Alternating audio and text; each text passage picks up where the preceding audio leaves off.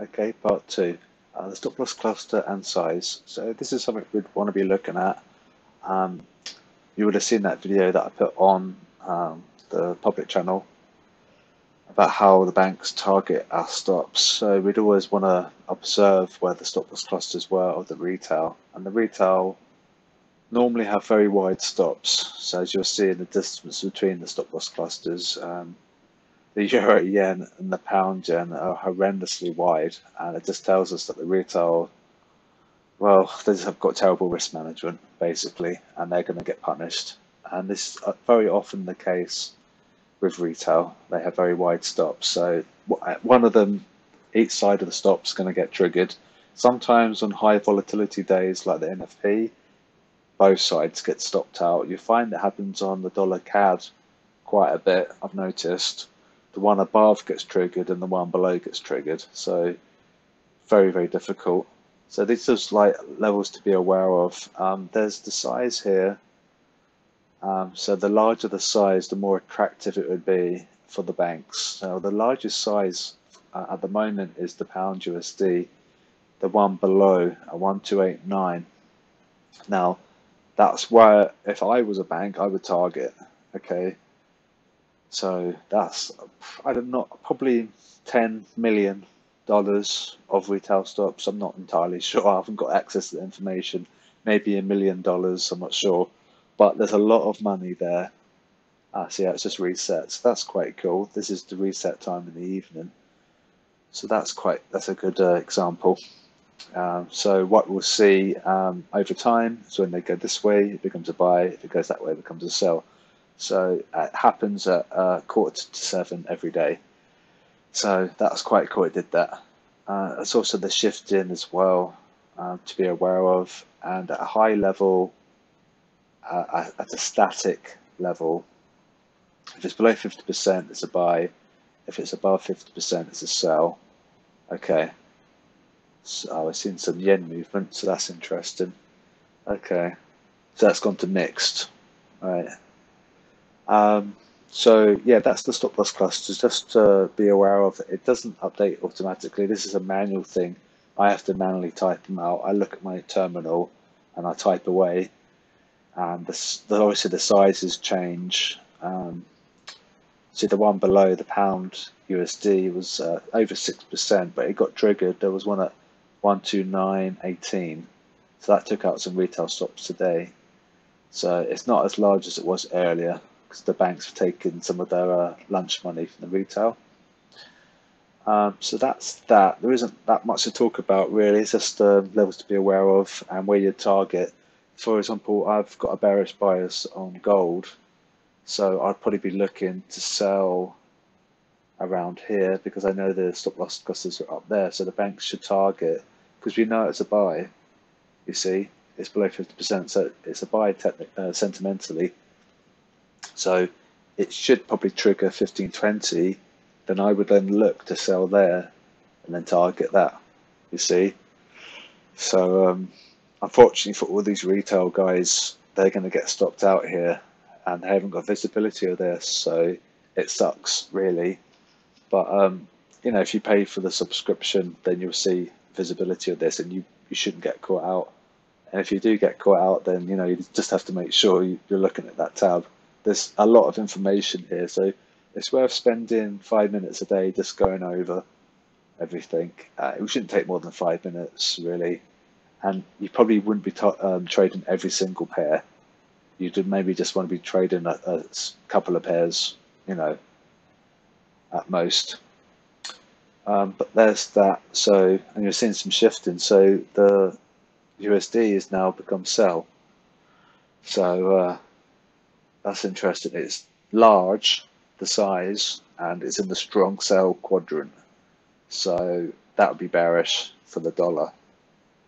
So yeah, the smaller the size, then it represents how well it's done on the day, and the larger the size, then it represents, you know, if it's done well on the day.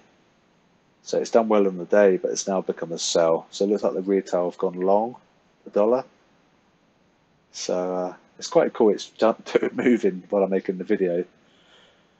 So that's the stop loss cluster at high level. Okay, so this is the low level stuff. Let's maybe make that a bit bigger perhaps. So Ray shows whether or not at high level it's a buy or a sell, and then the longs added, shorts added. This is the low level stuff. Okay. Now, very often the case will have mixed signals on a lot of pairs.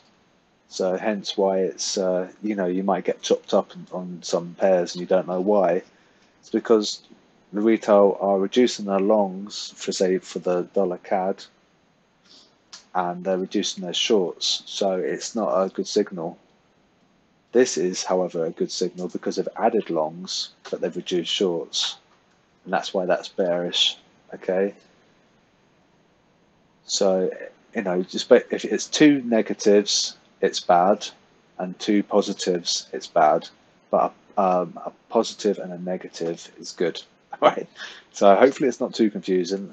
There's a couple of people are confused by it, but hopefully it's okay. It's just basically two negatives or two positives, mixed. You'd want a plus or a minus, or a minus or a plus.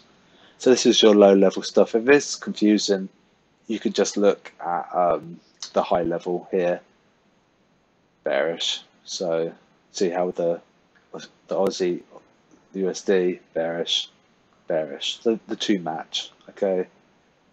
So dollar CAD bullish, but there's mixed here. So remove that actually, doesn't need to be there. Yeah, so that's that really. It's low level stuff just to be looking at. If you're a bit of a data nerd, it might not be appropriate for some. If not, then you've got the main tab to look at a high level. So that's your retail positioning. So I'm going to try and make each part about 10 minutes, which then gives some time to talk about the disclaimer.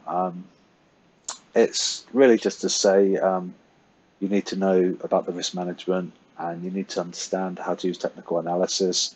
Don't trade things blindly. If you incur large losses, then your stops were too wide. But I've talked to you how to the pivot system, and also just you have to be careful about you have to stipulate your exit before you enter. Say if you were maybe putting money on a sports game, you stipulated your risk. Just don't think of this as any different. You want to say, this is what I want, this is the worst case scenario, this is the most I want to lose today. So it could be £100 or it could be $100. So whatever happens, if you goes beyond that, then you're out. Okay, so you have to be very professional and businesslike. So just to stipulate your exit, if in doubt, know your way out. So just a disclaimer, this takes you to the Q&A of the website, some useful links. This is a good link. That takes you to the FXSI. So do click that and bookmark that. That's really good. And some useful links there too. So yeah, still got some minutes left before the end of the part 2. Search tool. So this is quite good. This uses VLOOKUP. So I'll need to give you edit access to this, but that won't be a problem. You just need to ask for it. I don't give everyone the rights to change this because they could, do some destructive stuff. So I don't know. Let's say we were interested in the Kiwi dollar. Okay, so you see lots of reds, so it indicates sell. And then it's quite useful because it tells you metrics for where we are with price, and according to see like the daily pivot 6431, we're actually at 6405, so we're below the daily pivot, you see.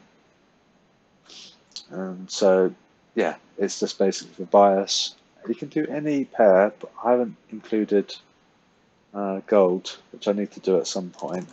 See how quick it reacts. Dollar yen's doing well, and if it's above the monthly pivot point, it's bullish. Yeah, so that's that. So this is your 10-minute video. I'm going to make each one about 10 minutes. I think there's probably a couple more left. But this is really good. I really like this. This is quite an achievement of mine. I do enjoy it. So it's just basically for bias. So yeah, and we can do any pair. So you see how we're priced there and where we are with pivot. So we're above pivot. See 17381, 17356. So you could enter there and then have your stop there. You know, just an idea.